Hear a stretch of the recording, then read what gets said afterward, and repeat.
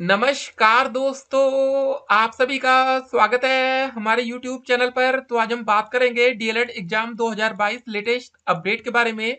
तो आज हमारी तारीख हो चुकी है 4 दिसंबर 2022 की। बड़ी अपडेट में सबसे पहले बात करेंगे आज की ब्रेकिंग न्यूज। डीएलएड सेकेंड और फोर्थ सेमेस्टर परीक्षा डेट शीट को जारी कर दिया गया है। फर्स्ट सेमेस्टर थर्ड सेमेस्टर का बच्चों का इंतजार है। ठीक है, रिजल्ट के लिए सिर्फ dlresult.com वेबसाइट और स्कूटी रिजल्ट की लेटेस्ट अपडेट को देखेंगे। आज की कुछ और बड़ी अपडेट्स देखिए। सबसे पहले जो नोटिस को जारी किया गया है पीएनपी की तरफ से, डीएलएड बीटीसी प्रशिक्षण की सेमेस्टर परीक्षा वर्ष 2022 आयोजित किए जाने हेतु परीक्षा केंद्रों की सूची उपलब्ध कराए जाने के संबंध में आप पहले यहां पर देख सकते हैं डीएलएड बीटीसी द्वितीय सेमेस्टर की परीक्षा 19 दिसंबर से लेकर 21 दिसंबर तक होगी। मतलब पेपर होगा आपका 19 तारीख को, 20 तारीख को और 21 तारीख को। पेपर लगातार होता है। उसके बाद हमारा चतुर्थ सेमेस्टर का पेपर होगा 22 दिसंबर से लेकर 24 तारीख तक। मतलब 22 तारीख को पेपर होगा, 23 तारीख को होगा, 24 तारीख को होगा। ठीक है, तो हमने एक सिंपल सा आपको जो परीक्षा डेट शीट है उसको बना के दिखा दिया। मतलब 22 तारीख को, 23 तारीख को, 24 को कौन कौन से दिन कौन सा पेपर होगा, और पेपर की टाइमिंग भी यही एक्सपेक्टेड है। ठीक है, इसमें कोई बड़ा बदलाव देखने को नहीं मिलेगा। ठीक है, खाली यहाँ हम लोग को डेट नहीं पता थी, डेट अब क्लियर हो गई। 22 तारीख को पहले दिन 2 पेपर होगा चतुर्थ सेमेस्टर में, 23 तारीख को 3 पेपर, 24 तारीख को भी 3। वैसे सेकंड सेमेस्टर की बात कर ले तो 19 तारीख को 2 पेपर होगा, 20 तारीख को 3 पेपर होगा और लास्ट दिन मतलब 21 तारीख को 2 पेपर होगा। इसी हिसाब से आप लोग का पेपर कराया जाएगा। ठीक है, तो तैयारी जो हो ठीक तरीके से हो, प्रॉपर तरीके से हो, ताकि आपका रिजल्ट बेहतर आए। तो गाइस ये सब बातें हो गई। तो अब देखिए कुछ और बातें जो कि फेल छात्रों के लिए। जी हाँ दोस्तों, जिन बच्चों की 3 बार बैक लग चुकी है, जिन बच्चों का रजिस्ट्रेशन फॉर्म सबमिट नहीं हुआ, तो अब उनके लिए क्या ऑप्शन है। देखिए मामला कोर्ट में चल रहा है, जो भी अपडेट आएगी अपडेट हम आप तक पहुंचाएंगे। हाँ, सिंपल सी बात है, जिन बच्चों ने रजिस्ट्रेशन फॉर्म्स नहीं भरा गया, जिन बच्चों का, उनका एडमिट कार्ड भी जारी नहीं होगा। ठीक है, तो एडमिट कार्ड सिर्फ उन्हीं बच्चों का जारी होगा जिन बच्चों ने अपना रजिस्ट्रेशन फॉर्म भरा होगा। सीधी सी बात है। तो गाइस, कभी कभी कॉलेज वाले कुछ बच्चे फीस नहीं जमा कर पाते, तो उन बच्चों का भी रजिस्ट्रेशन फॉर्म नहीं भरते।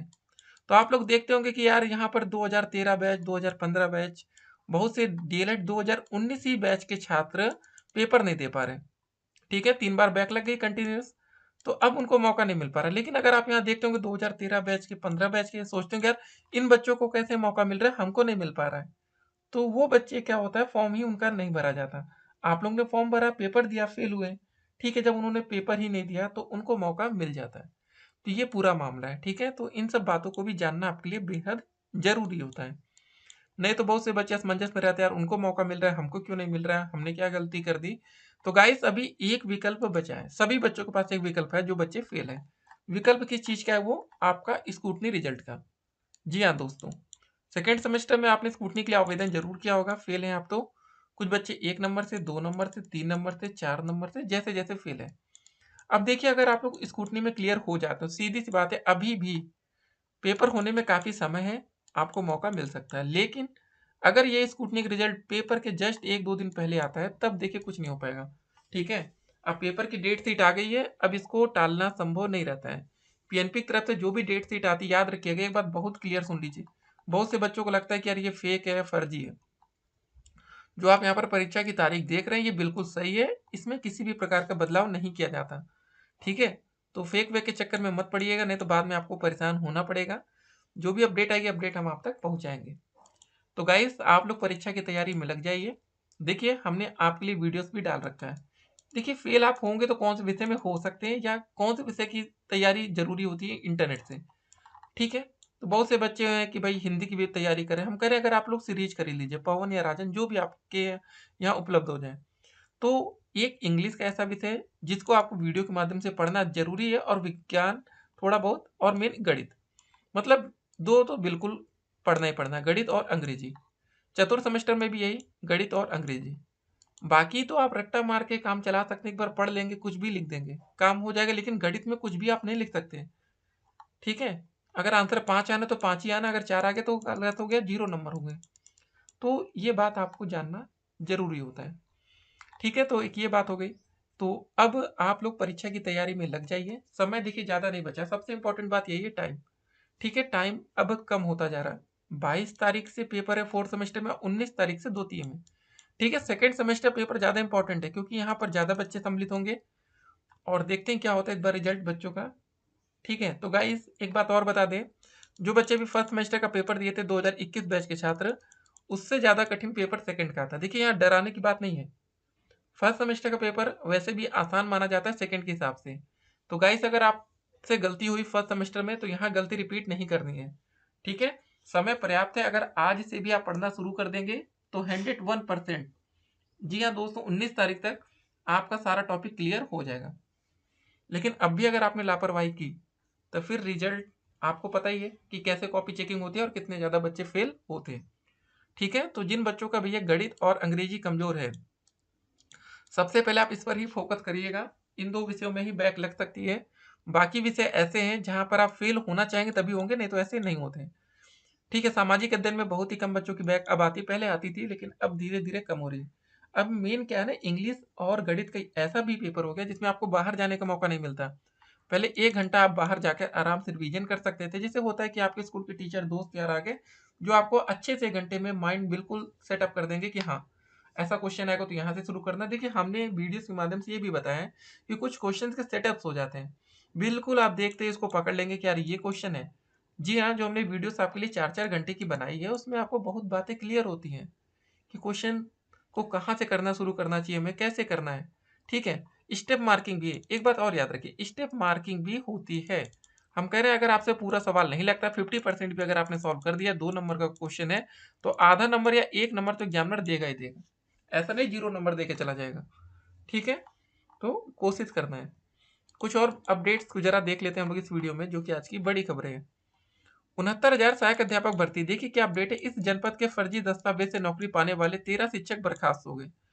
अब 69,000 भर्ती में भी फर्जी बाड़ा हुआ। 69,000 शिक्षक भर्ती में फर्जी प्रमाण पत्रों के सहारे नौकरी पाने वाले 13 शिक्षकों को बर्खास्त कर दिया गया। बीएसए ने संबंधित बीईओ को शिक्षकों के खिलाफ मुकदमा दर्ज कराने का भी आदेश जारी किया है। इन सभी को 3 बार नोटिस जारी किया गया था, जवाब नहीं मिलने पर कार्रवाई की गई है। 69,000 शिक्षक भर्ती में सहायक अध्यापक पद पर नौकरी पाने वाले शिक्षकों की भर्ती काउंसलिंग के आधार पर हुई थी। जांच के दौरान कन्नौज में 22 ऐसे शिक्षक निकले हैं जिनके शैक्षिक प्रमाण पत्र गलत मिले। सुनवाई के लिए 3 बार नोटिस जारी किया जा चुका है, बावजूद शिक्षक हाजिर नहीं हुए। दस्तावेजों का सत्यापन कराया गया तो इनके प्रमाण पत्र गलत मिले। अंतिम सुनवाई के लिए 29 सितंबर 2022 को बुलाया गया पर हाजिर नहीं हुए। तो ये दोस्तों मामला है। उसके बाद अगली अपडेट, 27,000 अनुदेशकों को हाईकोर्ट से मिली मायूसी।